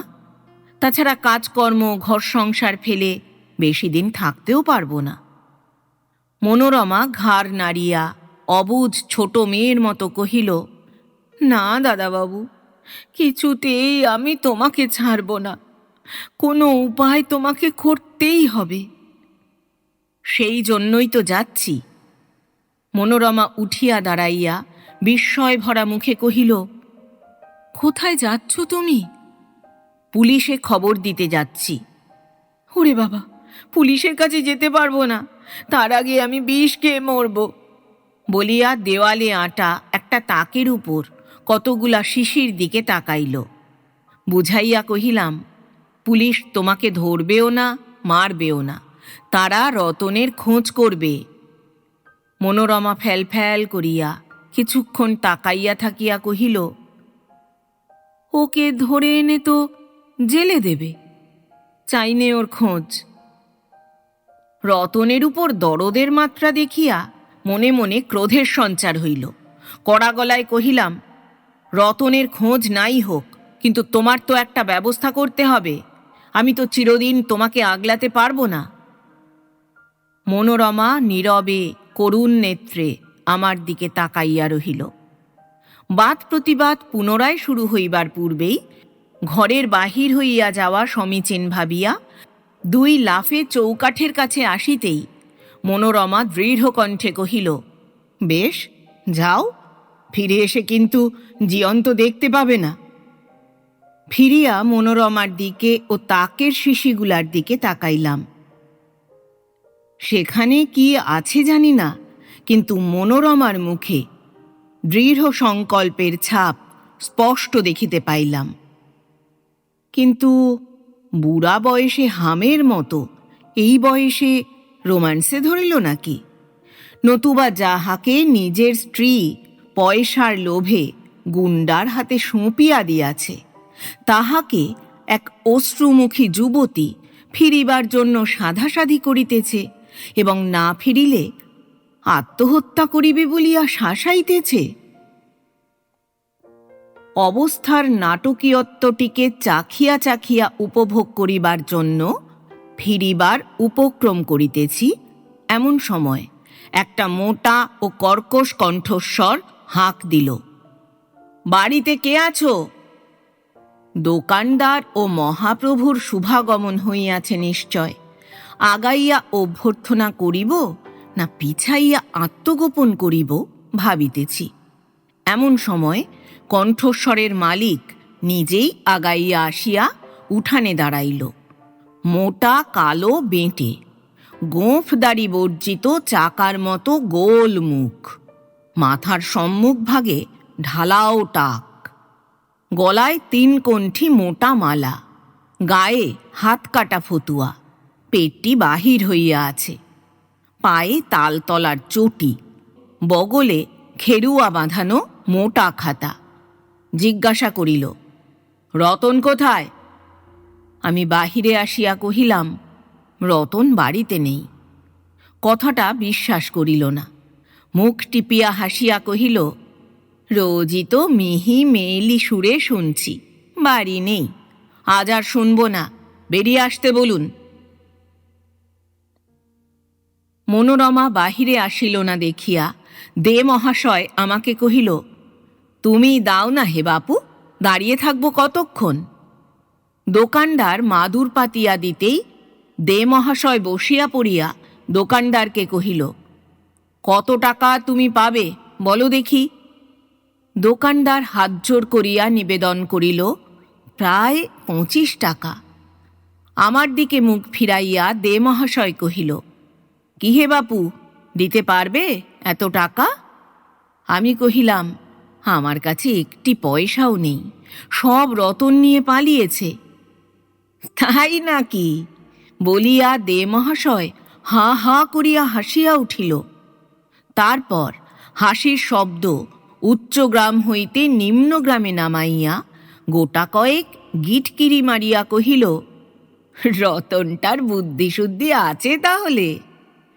তারপর আমাকে জিজ্ঞাসা করিল, রতন তোমার কে হয়? এই লোকটার অভদ্র ও উদ্ধত আচরণ মনের গায়ে যেন খোঁচা মারিতেছিল। ক্রুদ্ধস্বরে কহিলাম, কে আবার হয়? কেউ না। লোকটা বিদ্রূপের ভঙ্গিতে কহিল, কেউ না? কেউ না তো এখানে মরতে এসেছ কেন? খসে পড়ো। উত্তর দিলাম, বেশ, আমি চলে যাচ্ছি। বলিয়া যেই ঘরে কাল রাত্রে শুইয়াছিলাম সেই ঘরের দিকে চলিতে উদ্যত হইতেই দোকানদার ত্রস্ত হইয়া কহিল, না দে মশাই, আমার টাকাটার আগে ব্যবস্থা হোক। দে মশাই কড়া গলায় কহিল, তোমার টাকার আমি ব্যবস্থা করব, ও চলে যাক। এমন সময় মনোরমা তার শয়নকক্ষের দরজায় আসিয়া দাঁড়াইয়া আর্তকণ্ঠে কহিল, দাদাবাবু, তুমি যেও না। মাকড়সার মতো মনোরমার দিকে ড্যাব ড্যাব করিয়া তাকাইয়া দেমশাই কহিল, গেলই বা, কি ভয় তোমার? আমার বাড়িতে থাকবে তুমি, তোমার সব দেনা আমি নিজে শোধ করে দেব। আমি শটান ঘরে ঢুকিয়া জামা পরিতে উদ্যত হইলাম। মনোরমা আমার ঘরে ঢুকিয়া আমার অত্যন্ত কাছে দাঁড়াইয়া ক্রন্দনজড়িত স্বরে কহিল, কোথায় যাচ্ছ তুমি? তারপর একেবারে পায়ের কাছে বসিয়া পায়ে হাত দিয়া কহিল, যেও না দাদাবাবু, তুমি গেলে আমি ঠিক মরব, তুমি দেখো। এমন সময় একটি মেয়েলি স্বর বাহির হইতে উঠান পর্যন্ত ক্রমবর্ধমান পর্দায় কহিল, কি হয়েছে গা? মুখ বাড়াইয়া দেখিলাম একজন মেয়ে মানুষ, বয়স 40-এর কাছাকাছি, পোড়া মাটির মতো গায়ের রং, মুখের গঠন যৌবনে হয়তো ভালোই ছিল, কিন্তু বয়সের আঘাতে ভাঙিয়া চুরিয়া গিয়াছে। মাথায় সিঁথির কাছে টাক পড়িয়াছে, নাকে প্রকাণ্ড নথ ও প্রত্যেক কানে ডজনখানেক ছোট বড় মাকড়ি। পরিধানে 9 হাতি লাল পাড় শাড়ি। দেখিয়া মনে হইতেছে যে নেহাত দর্শকবৃন্দের লজ্জা নিবারণের জন্যই অঙ্গাবরণ ধারণ করিয়াছেন, নচেত তাহার নিজের ওসব বালাই নাই। আমাকে দেখিতে পাইয়া অগ্রসর হইয়া দরজার কাছে দাঁড়াইতেই দেখিলাম কালো ঠোঁটের উপর সুস্পষ্ট গোঁফের রেখা। মেয়ে মানুষটা আমার দিকে কতক্ষণ প্যাট প্যাট করিয়া তাকাইয়া থাকিয়া মনোরমাকে জিজ্ঞাসা করিল, কি হয়েছে গা বৌ?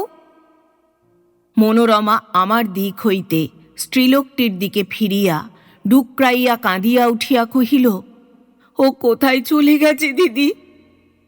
গালে হাত দিয়া দিদি কহিল, রত্না পালিয়েছে?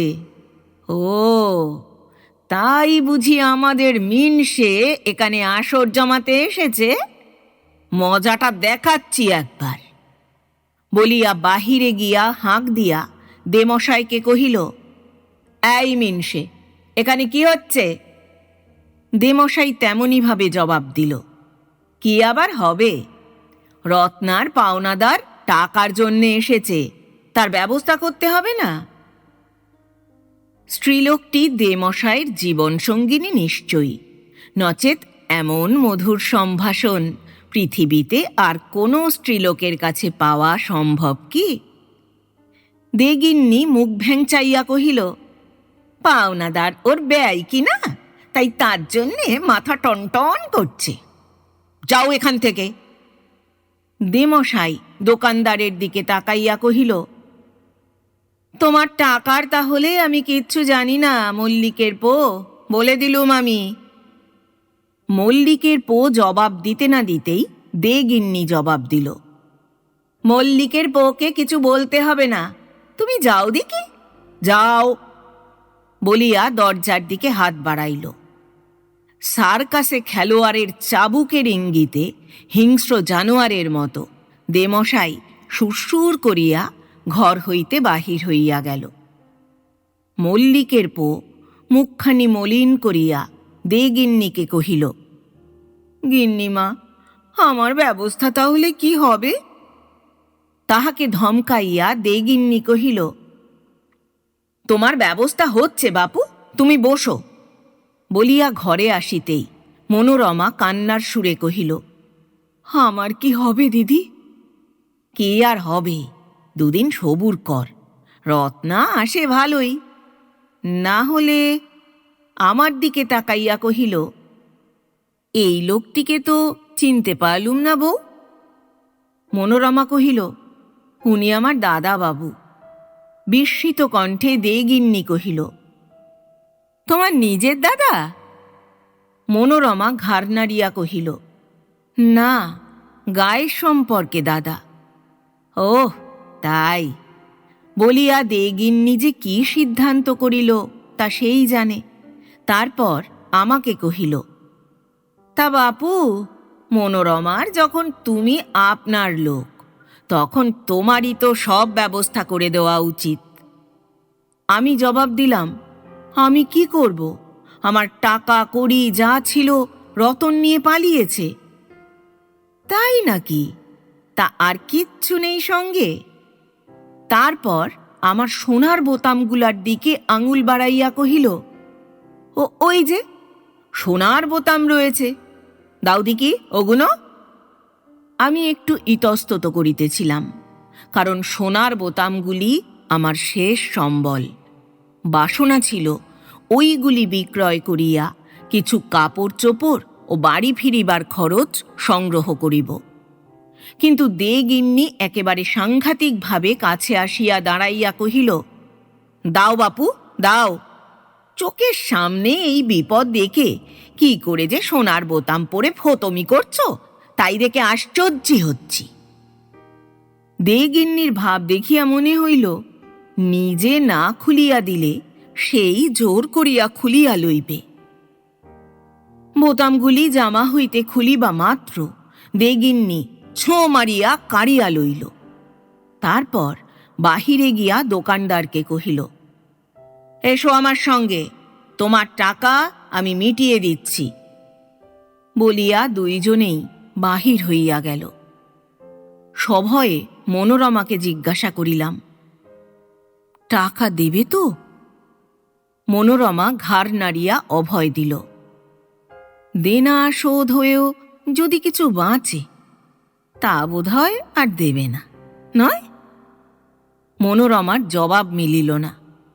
সখেদে দীর্ঘ নিঃশ্বাস ফেলিয়া বলিলাম, যাক, ভালোই হলো, তোমার দেনা শেষ হয়ে গেল।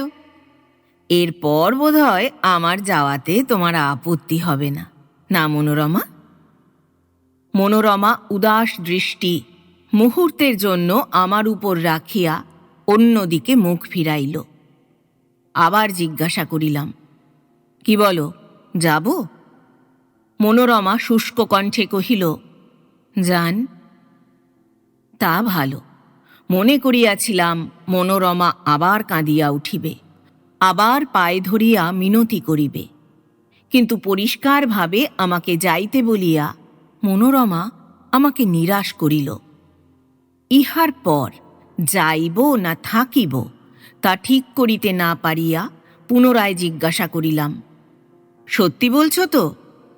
মনোরমা দুই চক্ষের দৃষ্টি পরিপূর্ণভাবে আমার উপর রাখিয়া কহিল, কি আর বলবো বলুন? পায়ে ধরলুম, কাঁদলুম, আপনি গেলে মরণ ছাড়া আমার গতি নেই জানালুম, তাতেও আপনার মন পেলুম না। আমি পর, তাই বোধহয় এমনই করে ফেলে যেতে আপনার বাধছে না। নিজের লোক হলে হয়তো একটু মায়া হতো। ফিরিয়া কাছে গিয়া কহিলাম, কি করব মনোরমা? তোমার যে কি ব্যবস্থা করব আমি বুঝতে পারছি না। অশ্রুজড়িত কণ্ঠে মনোরমা কহিল, বলছি তো, ও ঘরে শিশিতে মালিশ আছে, এনে দিন, খেয়ে আমি মরি। তারপর আপনি নিশ্চিন্ত হয়ে যেখানে ইচ্ছে যান। বলিতেই মনোরমার দুই চোখ হইতে বড় বড় ফোঁটায় অশ্রু গড়াইয়া পড়িল। সর্বনাশ! মনোরমার যেরূপ মনের অবস্থা তাহাতে যে কোনো সময় বিষ খাইয়া মরিয়া হাতে দড়ি পরাইয়া দিতে পারে। অতএব শিশিটা সরাইয়া ফেলা উচিত। মনোরমার শোবার ঘরে গিয়া তাকের উপরে মালিশের শিশি আবিষ্কার করিলাম, কিন্তু দেখিলাম তাহাতে মালিশের গন্ধ ছাড়া এক বিন্দুও মালিশ নাই। নিশ্চিন্ত হইয়া বাহিরে আসিয়া দেখিলাম দেগিন্নি আসিয়া মৃদু কণ্ঠে মনোরমার সহিত আলাপ করিতেছে। আমাকে দেখিয়া কহিল, দোকানদার মিনসের দেনা মিটিয়ে দিয়ে এলুম। তা ভাগ্যে তুমি এসেছিলে বাপু, না হলে বড় ফ্যাসাদ হতো। তাই বলছিলুম ছুঁড়িকে, অনেক পুণ্যের ফলে পেয়েছিস, ছাড়িসনি। তা তোমাকেও বলি বাপু, মনোরমার মতো মেয়ে এমন কিছু ফেলনা নয়। এখন কেঁদে কেটে অমন ঝোড়ো কাকের মতো চেহারা করেছে তাই, নইলে ভালো করে চুল বেঁধে মুখ মুছিয়ে নীলাম্বরী শাড়ি পরিয়ে যদি সামনে দাঁড় করিয়ে দিই তো মুনির মন টলে যাবে। বাধা দিয়া কহিলাম, দেখুন, পুলিশে একটা খবর দিলে হয় না? কড়ির মতো সাদা চোখ ঘুরাইয়া দেগিন্নি কহিল, পুলিশ কি হবে? কহিলাম, রতনের একটা খোঁজ করাও তো দরকার।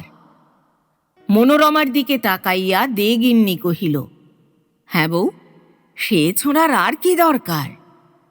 মনোরমা কি বলিল কি করিল শুনিতে বা দেখিতে পাইলাম না। দেগিন্নি কহিল, তাছাড়া ফিরে এলেও তাকে আর এ বাড়িতে উঠতে দিচ্ছি না। আমার দিকে তাকাইয়া কহিল, তুমি ভদ্রলোকের ছেলে, তোমাকে থাকতে দিতে আপত্তি নেই। কহিলাম, আমি থাকবো কি করে? আমার ঘর সংসার নেই?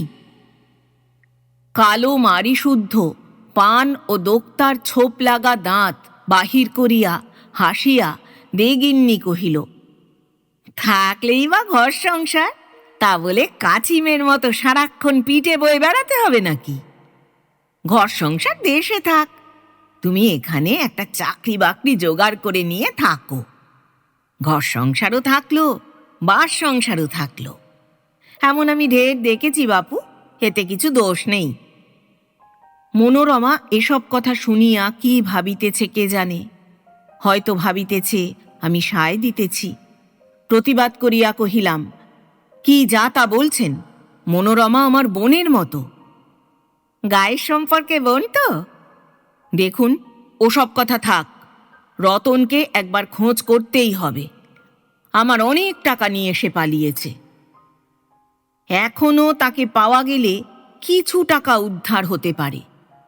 তাতে আপনার বাড়ি ভাড়ার কতকটা শোধ হবে হয়তো।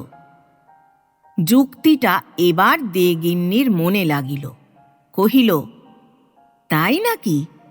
এক্ষুনি আমি পুলিশে খবর দেবার ব্যবস্থা করছি। কিন্তু রতনকে না পাওয়া গেলে তোমাকেই বাপু সব ভার নিতে হবে। আমি কি করতে পারবো ওর? সে তুমিই জানো। পছন্দ হয় এখানে থাকবে, না হয় সঙ্গে করে দেশে নিয়ে যাবে। মোদ্দা কথা, আমি আর এখানে রাখতে পারবো না। এমনি আমার অনেক নোকসান হয়ে গেছে। আপনার বাড়িতেই ওকে রাখুন না। আপনার মেয়ের মতো থাকবে, কাজকর্ম করবে। তারপর রতন যদি কোনোদিন ফিরে আসে। বাধা দিয়া দেগিন্নি কহিল, না না, ওসব কথা বলো না। আমার পুরুষ মানুষের ঘর, ওই আগুনের খাপড়ার মতো মেয়েকে আমি ঘরে ঠাঁই দিতে পারবো না। তুমি ওকে নিয়ে যাও, খরচপত্র যা লাগবে বরং আমি দেব। মনোরমাকে উদ্দেশ করিয়া কহিল, দেখ, আর কান্নাকাটি করিসনি। চান টান করে রাধাবাড়া খাওয়া দাওয়া কর। আমাকে উদ্দেশ করিয়া কহিল, কি গো বাবু, মনোরমার হাতে খাবে তো? তারপর নিজের প্রশ্নের নিজেই জবাব দিল, খাবে বই কি।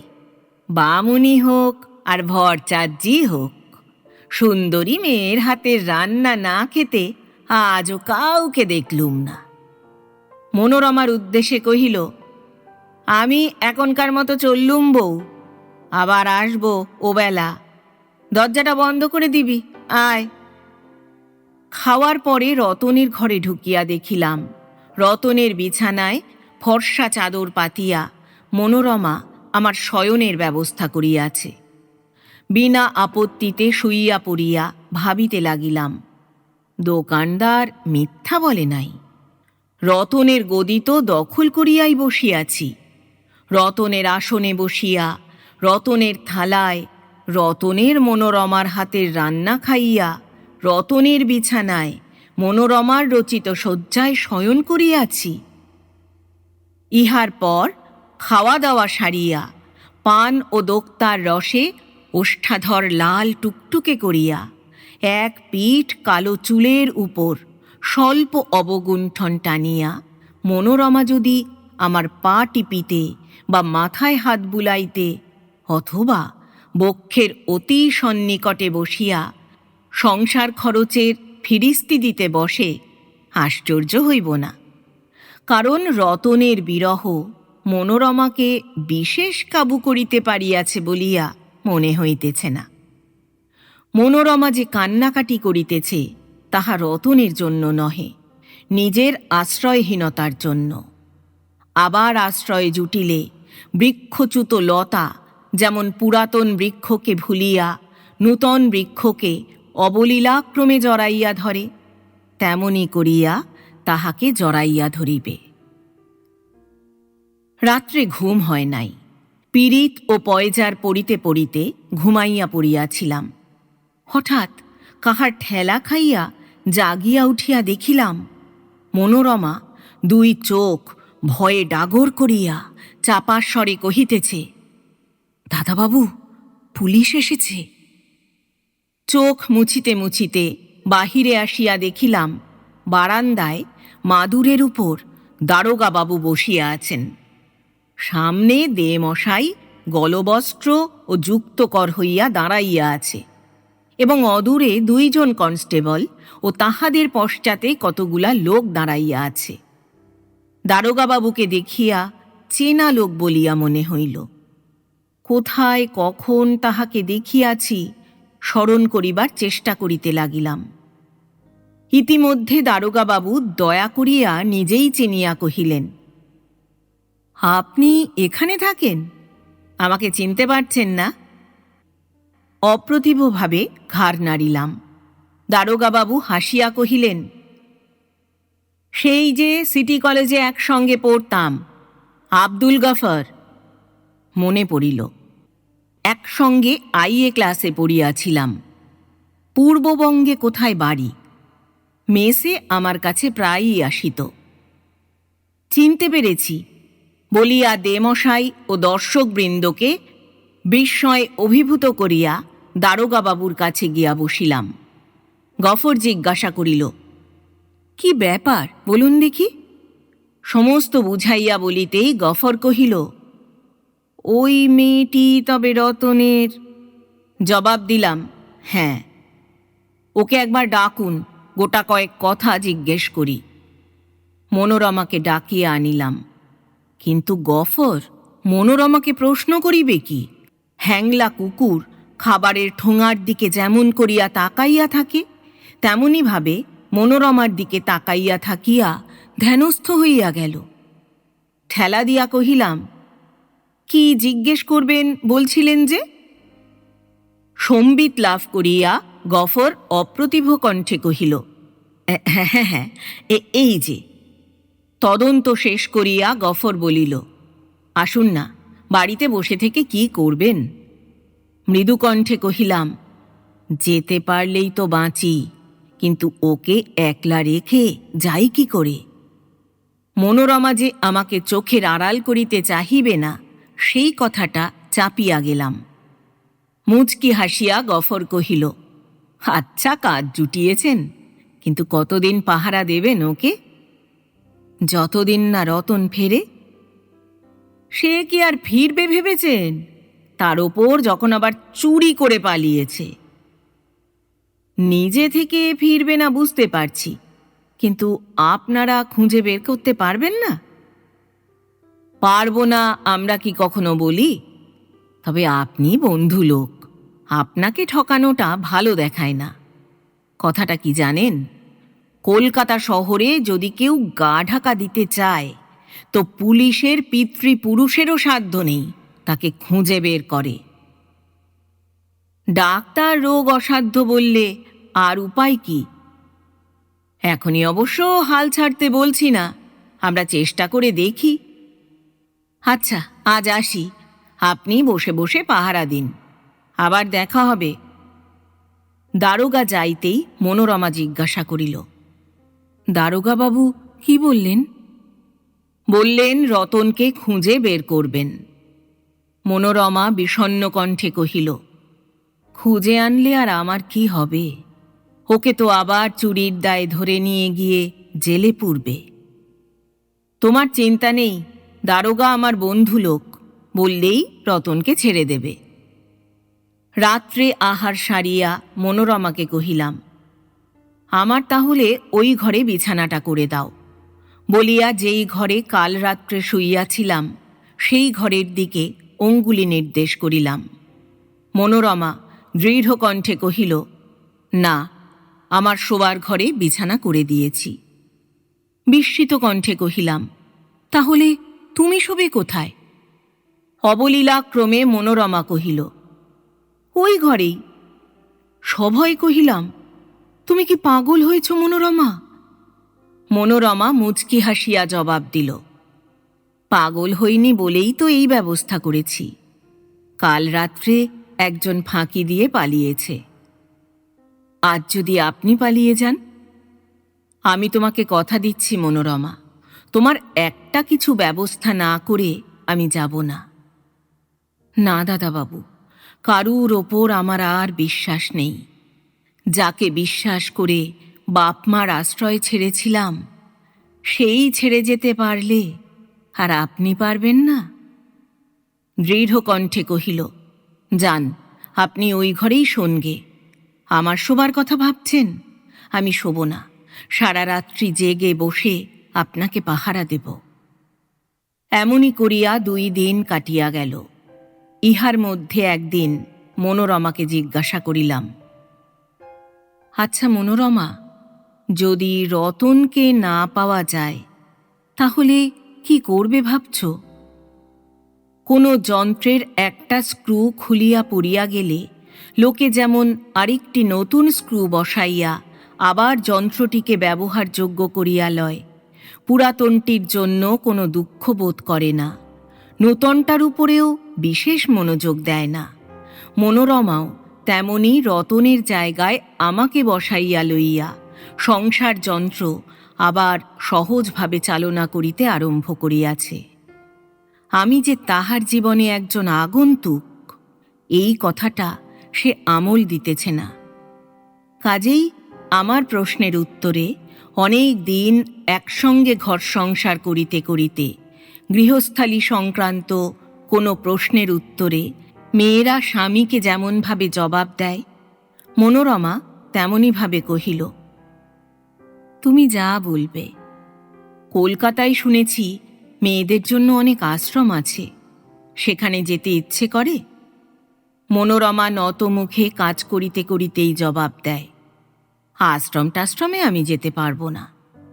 তারপর মুখ তুলিয়া চাহিয়া কহিল, কারা থাকে সেখানে? আরও অনেক মেয়ে থাকে, কত রকম কাজ শিখবে সেখানে, লেখাপড়া শিখবে, ভবিষ্যতে নিজে রোজগার করতে পারবে। মনোরমা কি বুঝিল কে জানে, ঘাড় নাড়িয়া কহিল, না না, আমি কোথাও যেতে চাই না। আর এক সময় জিজ্ঞাসা করিলাম, মনোরমা, আশ্রমে না হয় নাই গেলে, কিন্তু কোনো ভদ্রলোক যদি তোমাকে আশ্রয় দেয়, তোমাকে আদর যত্ন করে রাখে, তাতে তোমার আপত্তি নেই তো? মনোরমা প্রশ্নের জবাব না দিয়া জিজ্ঞাসা করিল, কে ভদ্রলোক? আপনি নিজে বুঝি? তাড়াতাড়ি কহিলাম, না না, আমি নয়, এমনিই বলছি। চাপা হাসিয়া 2 ভ্রু কুঁচকাইয়া মনোরমা কহিল, এমনি? আমি কিছু বুঝি না, না?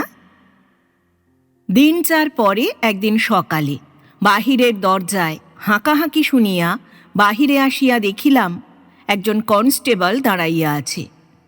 আমাকে দেখিতেই লোকটা বিশুদ্ধ বঙ্গভাষায় কহিল, বাবু জেনানা লোককে লিয়ে তোমাকে আভি দেখা করতে বলিয়েছে। আমিও যথাসাধ্য বিশুদ্ধ হিন্দি ভাষায় উত্তর দিলাম, রতনকে কি খুঁজকে পায়া হ্যায়? কনস্টেবল প্রবল বেগে ঘাড় নাড়িয়া কহিল, হাঁ জরুর। মনোরমাকে লইয়া থানায় হাজির হইলাম। গফর তাহার অফিসে বসিয়া কি লিখিতেছিল, আমাকে দেখিয়া কহিল, ও এসেছেন, আসুন বসুন, বলিয়া চেয়ার দেখাইয়া দিল। কনস্টেবলকে কহিল, ওই ঘরে ওকে বসাও গে, বলিয়া আবার লিখিতে লাগিল। কিছুক্ষণ বসিয়া থাকিয়া প্রশ্ন করিলাম, রতনকে কি পাওয়া গেছে? গফর লিখিতে লিখিতেই কহিল, বলছি। জরুরি লেখাপড়া শেষ করিয়া গফর কাগজপত্র সরাইয়া রাখিয়া চেয়ার ঘুরাইয়া মুখামুখি হইয়া বসিয়া কহিল, রতনকে পাওয়া যায়নি। বিস্মিত কণ্ঠে কহিলাম, পাওয়া যায়নি? তবে? বাধা দিয়া গফর কহিল, না, পাওয়া যায়নি, অনেক খোঁজ করা হয়েছে, কলকাতায় সে নেই। হতাশ কণ্ঠে কহিলাম, তাহলে আমাদের ডেকে আনবার কারণ? গফর বলিল, বলছি। তারপর একটু ইতস্তত করিয়া বলিল, মেয়েটির কি ব্যবস্থা করবেন? চিন্তিত মুখে কহিলাম, কি যে করব কিছুই স্থির করতে পারছি না। কোনো আশ্রমে পাঠিয়ে দিলে হয় না? মেয়েটি আশ্রমে যেতে চায় কিনা জিজ্ঞেস করে দেখেছেন? জিজ্ঞেস করেছি, যেতে চায় না। তবু জোর করে পাঠিয়ে দেবেন? বিব্রতভাবে কহিলাম, কি করব তবে? একটু চুপ করিয়া থাকিয়া কহিলাম, তাহলে দেশে নিয়ে গিয়ে ওর বাপ মার কাছে ফেলে দিগে, তারপর যা ওর অদৃষ্টে আছে হবে। কি যে হবে তা আপনিও বুঝতে পারছেন, আমিও বুঝতে পারছি। বাপ মা আত্মীয় স্বজন কেউ ওকে ঠাঁই দেবে না। এঁটো পাতার মতো সমাজের আস্থা কুঁড়ে ও পাবে আশ্রয়।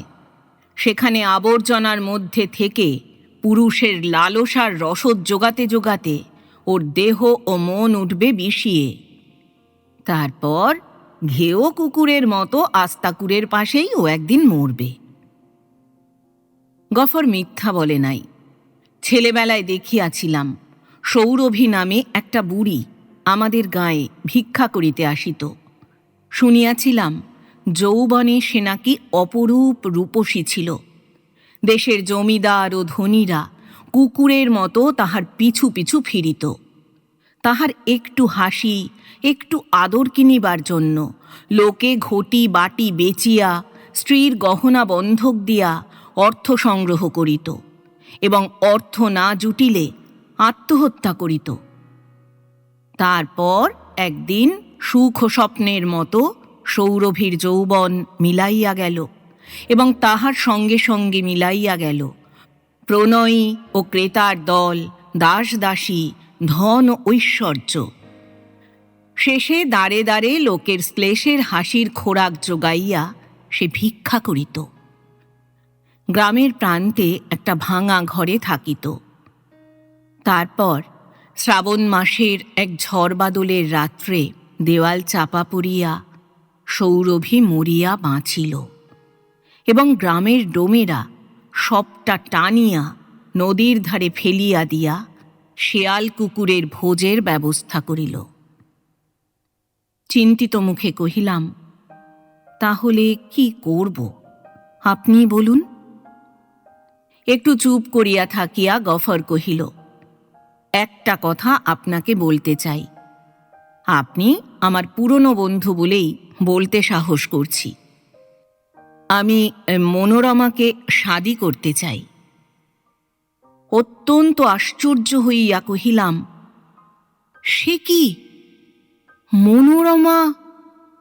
গফর কহিল, হিন্দু তা আমি জানি, কিন্তু সমাজের আশ্রয় হারিয়ে শুধু ধর্ম নিয়ে কি ওর চলবে?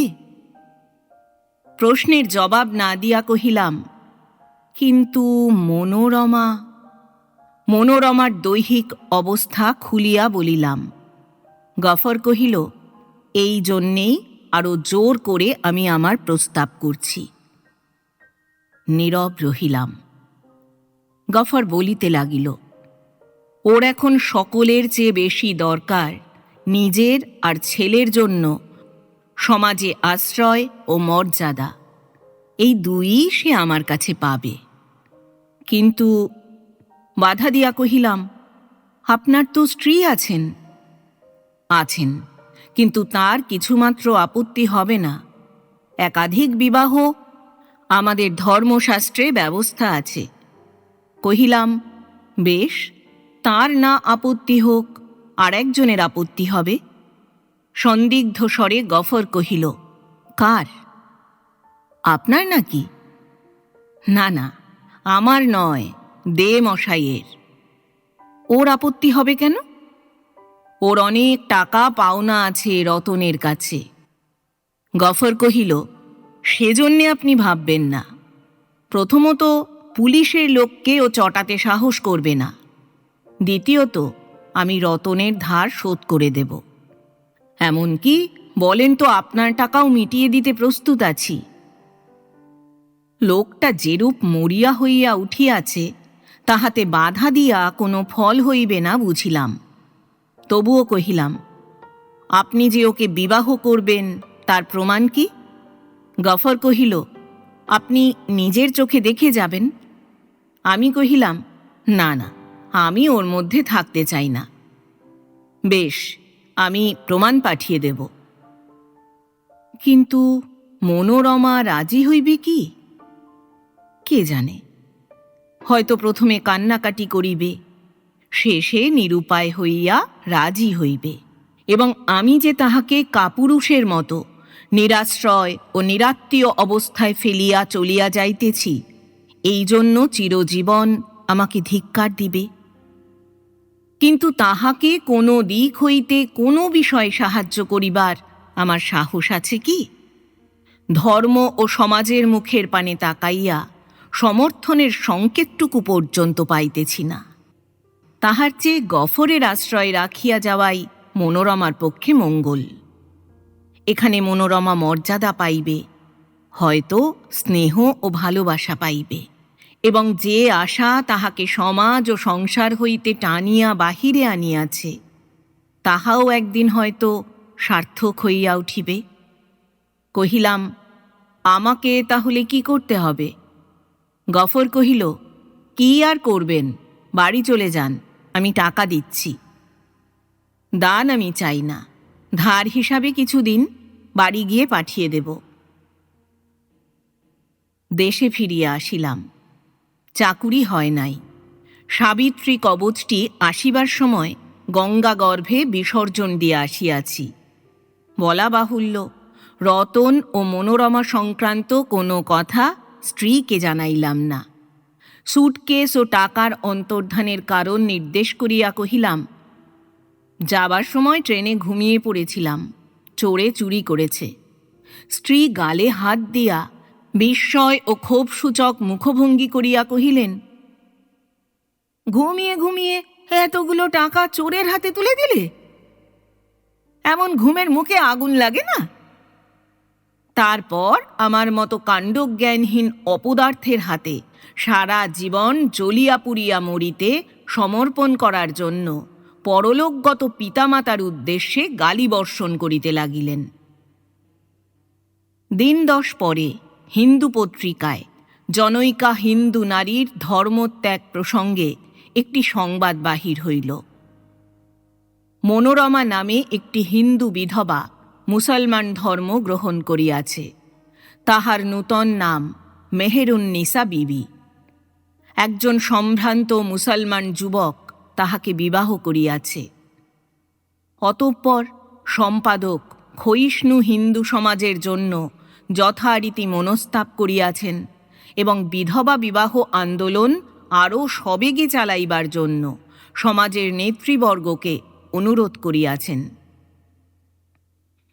তারপর দিন একখণ্ড মুসলমান পত্রিকা পাইলাম, বোধহয় গফর পাঠাইয়া দিয়াছে। তাহাতে মনোরমা সম্বন্ধে নাতি বিস্তৃত বিবরণ, তাহার ধর্মত্যাগ ও বিবাহের সংবাদ, আব্দুল গফর সাহেবের সমাজ ও ধর্মপ্রীতির প্রচুর প্রশংসা এবং মুসলমান যুবকবৃন্দকে গফর সাহেবের পদাঙ্ক অনুসরণ করিতে অনুরোধ বাহির হইয়াছে। মনোরমা মেহেরুন্নিসা বনিলেও কোনো দিন তাহাকে মন হইতে মুছিয়া ফেলিতে পারিব কিনা কে জানে।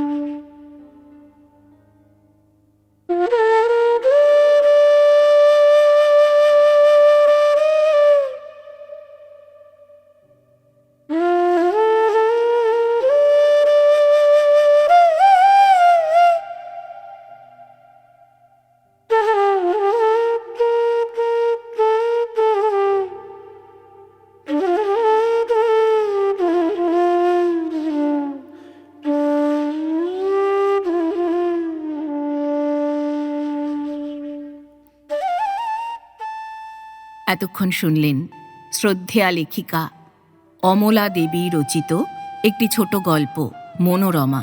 গল্প পাঠ করলাম আমি অর্পিতা।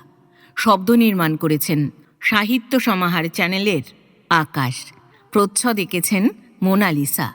উপস্থাপনায় এক ব্যাগ গপ্প ইউটিউব চ্যানেল। বন্ধুরা, আবার আসবো আগামী সপ্তাহে আবার একটি ভালো লাগা গল্প নিয়ে।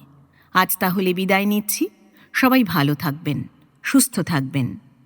আর হ্যাঁ, গল্প পাঠ ভালো লাগলে চ্যানেলটি লাইক, কমেন্ট, শেয়ার ও সাবস্ক্রাইব করে পাশে থাকবেন।